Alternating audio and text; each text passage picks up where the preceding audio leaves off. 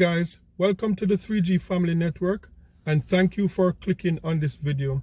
If it's your first time, please feel free to subscribe to our channel and help us grow. Today I would like to have a sweet conversation. Today's topic I'm going to be talking about chocolate.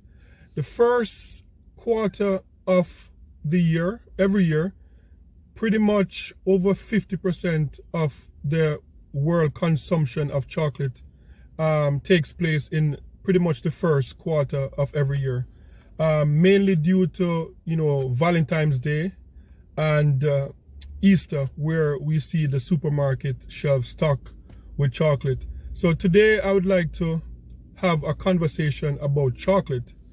I believe that as consumer, like, we should take an interest in where our food comes from, not just because of what goes into our food, but also because of best practices. We have seen some of our favorite companies over the years outsource jobs to third world country, and we have seen like some horrific stories coming out of those employment. We have seen like child labor. We have seen people working way below the poverty line, just so that a lot of these companies that we support can make billions of dollars while they operate in small third world countries, and the people in those countries are just living in some deplorable condition. So in today's video, I would like to talk about Ghana in particular and Côte d'Ivoire. Ghana and Côte d'Ivoire supplies 60 up to 65% of the world's cocoa. Cocoa is the main ingredient in chocolate, and those two countries supply the world with 65% of the cocoa that they use to make chocolate. And other countries are like in the Caribbean. I know Jamaica produce chocolate. I know Belize, and also in some Latin America countries. But most of the countries that will bring the finished product, which is the chocolate, are European countries like Belgium. They talk about Belgium chocolate being the best chocolate in the world, even though Belgium does not grow cocoa. We also know about like Switzerland. We know about in North America here, like Canada and the USA. So what I would like to do today is take a look into the cocoa industry, in particular in Ghana and Côte d'Ivoire, and I'm going to be showing a video of how first world countries are able to manipulate, in particular, these two African nations for over 100 years. The chocolate industry worldwide is over $100 billion. $100 billion. That's a big industry. We consume, as I said, we consume chocolate Valentine's Day. We consume chocolate during Easter. Halloween is another holiday that they push chocolate. And in this video, you're going to see that these two countries, Côte d'Ivoire and Ghana, are only the farmers there in these countries that are providing 65% of the cocoa to make this chocolate are only benefiting 2% of over $100 billion industry. So let's take a look at this video together and we'll talk about it.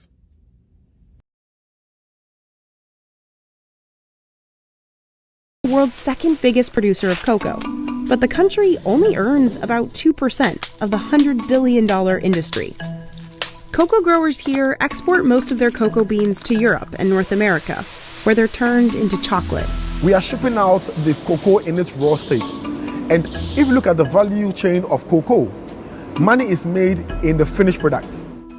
While big chocolate companies rake in billions a year, many cocoa farmers live in poverty, earning just $2 a day. And Ghanaian entrepreneurs like Michael have struggled to open chocolate factories in their home country. We are trying to decolonize chocolate This time around, we are saying that it can be done right here in Ghana. Now, the government is funding efforts to grow a domestic chocolate industry. But can Ghana's entrepreneurs get a bigger share of the profits? We visit a cocoa farm and processing plant to find out. Ghana, together with Ivory Coast, grows over 60% of the world's cocoa. The countries sell to all the big chocolate companies, from Hershey's to Mars to Nestle, which process the beans abroad in mostly Europe and North America. Pacho, your friend Joseph Bacha, I'm cocoa farming for 18 years ago. Joseph grows 11 acres of cocoa, and it isn't easy. Farmers battle more extreme weather due to climate change, plant disease, and fatigued land. Every October, he and his family begin harvesting the yellow pods. It takes just 4 days. But mi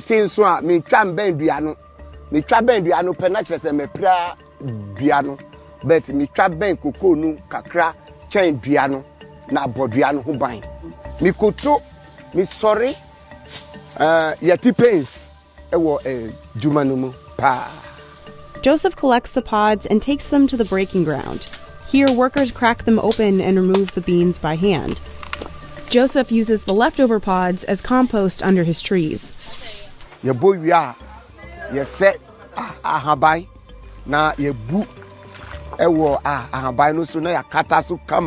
Joseph then dries the beans for another week. In total, he packs 75 bags of beans a year. His income is about $27 a day. It's a high wage for a Ghanaian farmer, because Joseph grows organic cocoa without pesticides. But many farmers in Ghana live at or below the poverty line, earning less than $2 a day.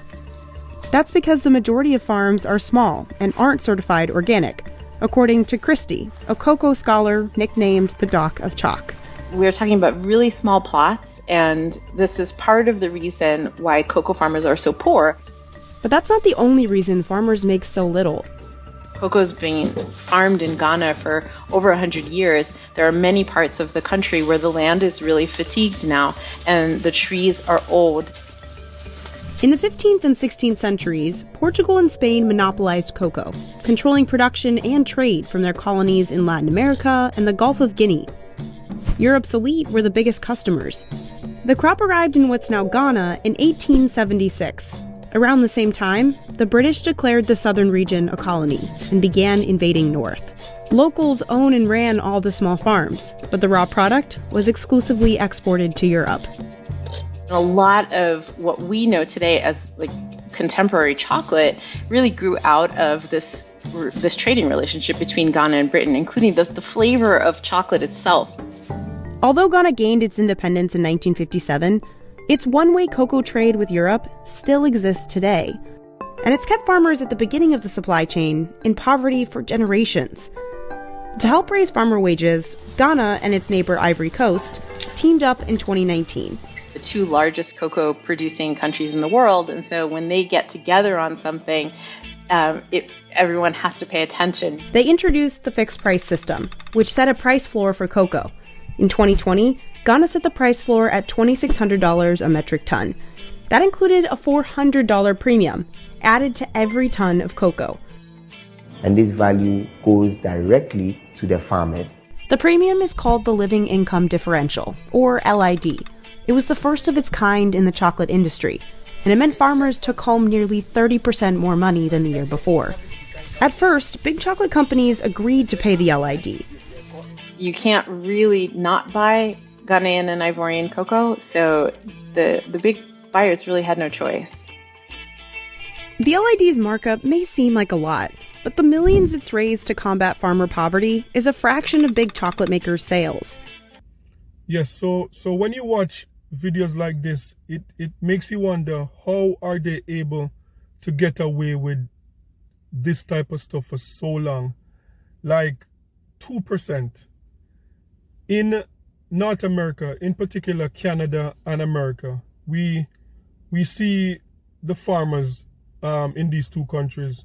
You know, we saw in the whole pandemic, billions of dollars from the government went to farmers in these countries. And we see the farmers in North America when they supply raw material, they're supplying it at like at 20 to like 30%, you know, of what the finished product is going to be. And so to imagine for like over 100 years for these two countries in Africa, in particular Ghana, have been supplying cocoa to these European countries for 2% of the finished product, 2% of over $100 billion industry. And a lot of times people will sit, you know, we sit in North America and people will judge Africa and say, oh, Africa is underdeveloped. Africa is a lot of like crime. You know, Africans are not serious, but these are some of the things that stop Africa from developing, because if pretty much the entire continent have been colonized, and we know because of geopolitics and all of these nonsense that goes on, these people are giving away their raw material. You know, we see it in everything. We see it in the diamonds, we see it in the gold, we see it in the mineral. And, you know, we just see that the richest continent in terms of natural resources is still the poorest continent because of what's been happening because of colonization. So we're going to continue watching this video, and we'll talk more right after this. About 70% of these beans will be sent overseas. Ghana processes only 30% of its cocoa beans domestically.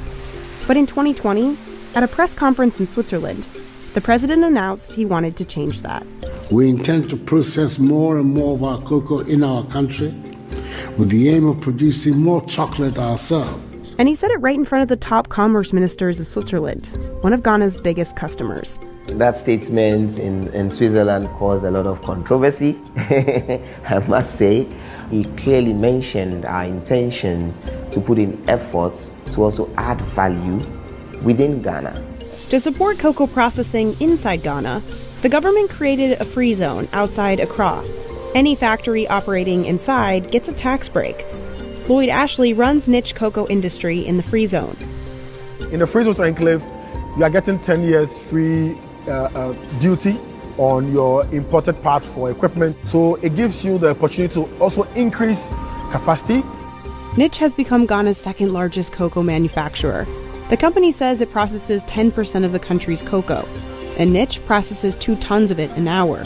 The cocoa beans arrive here from farms all over rural Ghana. Workers stack the bags high, then cut them open one by one.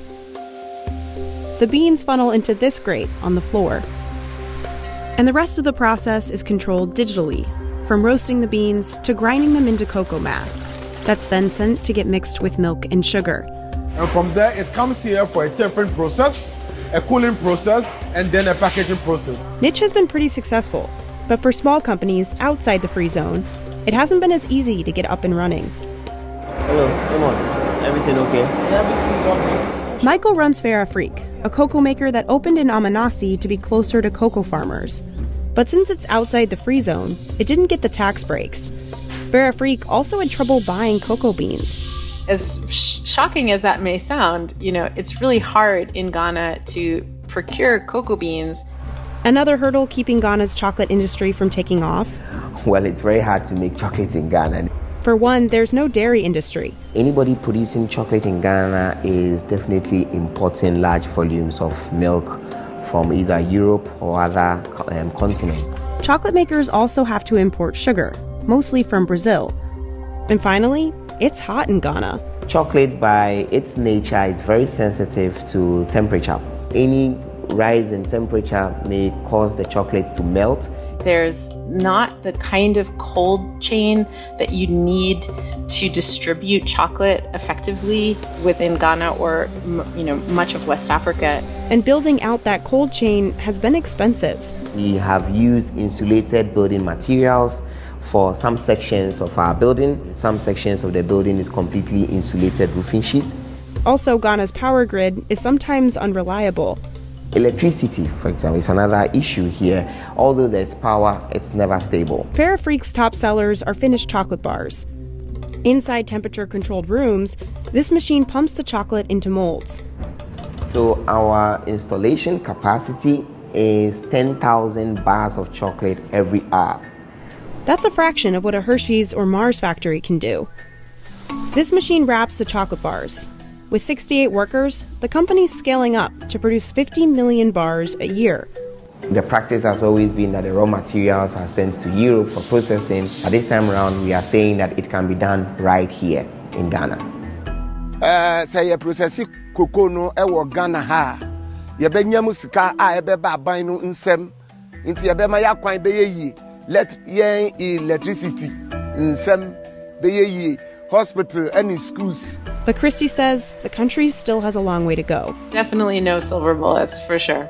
When you have a whole system like colonialism, it doesn't shift quickly. While there are 5 times more processing facilities in Ghana today than a decade ago, most only process cocoa into intermediate products like cocoa butter, cocoa mass, cocoa liquor, cocoa powder, not to chocolate.